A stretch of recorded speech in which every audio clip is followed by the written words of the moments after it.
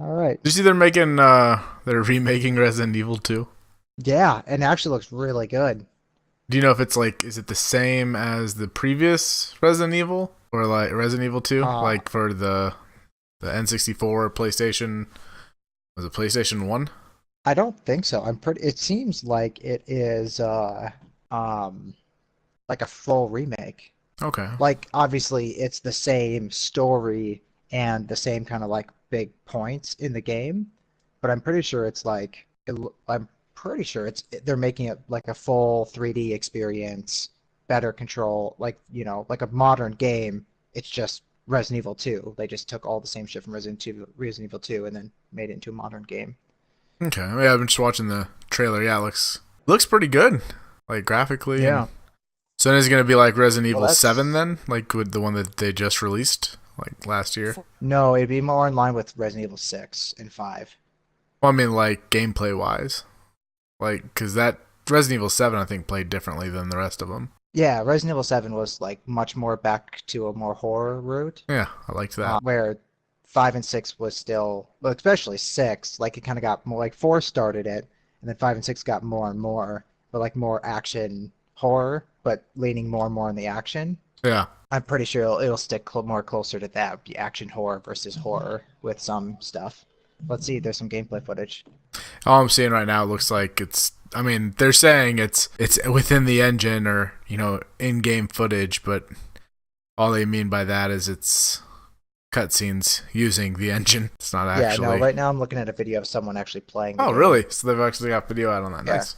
And it's third person, which I should have said that before. It's like over the shoulder third Yeah, person. yeah. I've seen that from their little Yeah. preview. Where seven was first God, I person. liked the first person though from 7. That was so much fun. Well, yeah, you just got to keep in mind that these are like very different games. No, I want them to Where like redo. seven was very much like this is a horror game I want them. that is Resident Evil. I want them to redo all the Resident Evil games in the Resident Evil 7 style. Like, take them all and turn them all into first person horror experiences. I mean, I don't know if that would work because the thing that a lot of like the stuff, the story parts that happen in a lot of the Resident, especially like 4 and 5, those are the two I played the most. Mm-hmm.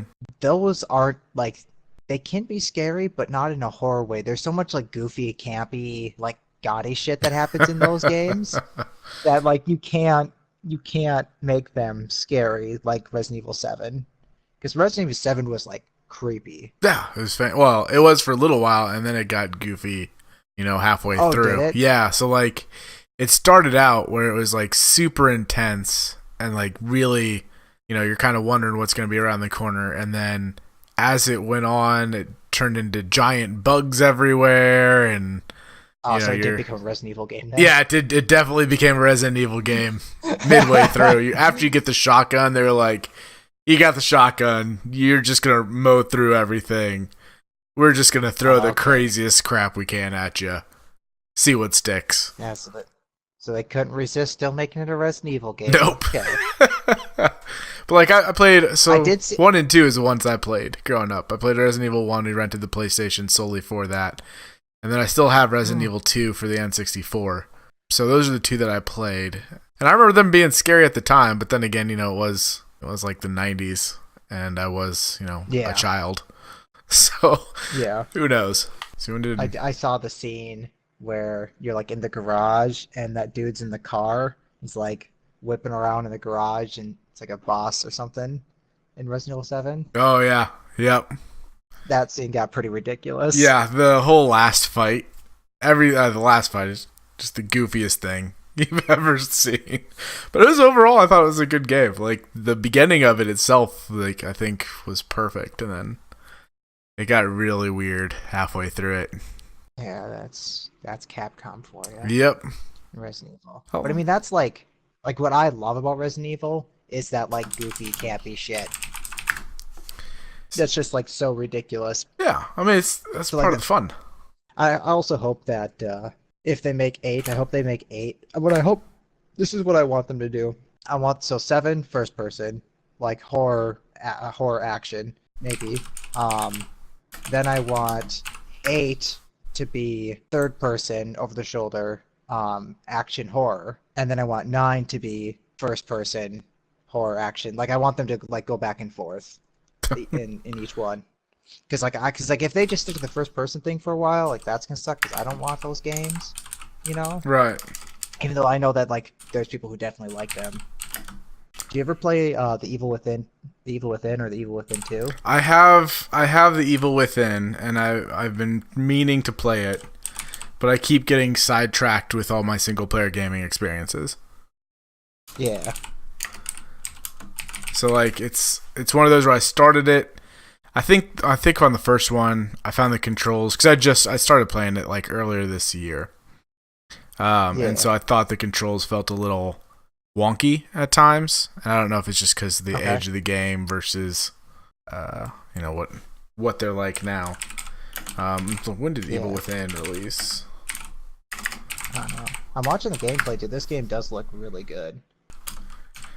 Or also, it's possible that the controls really suck, or this guy really sucks at aiming. Well, he's just like, just like can't shoot worth of shit. That's how it was in Resident Evil 2, the original. So freaking hard to shoot things. Well, yeah, because you had the tank controls. Yeah, it was horrible. So bad. So there's no way they're gonna do that again. Like those were just bad. Well, because like the original PlayStation didn't have dual stick.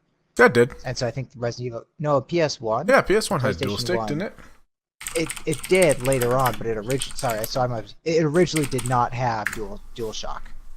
It originally did not have the dual sticks. What was it originally? It was just the D-pad?